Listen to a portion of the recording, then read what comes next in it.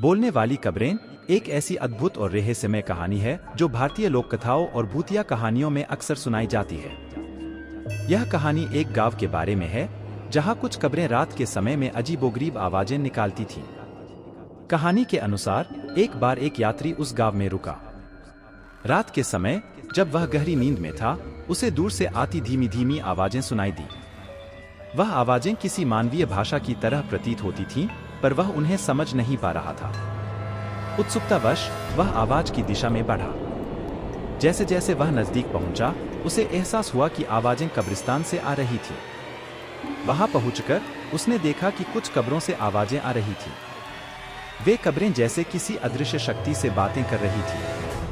यात्री ने डर के मारे वहां से भागने का निर्णय किया, पर उसकी उत्सुकता ने उसे रोक लिया।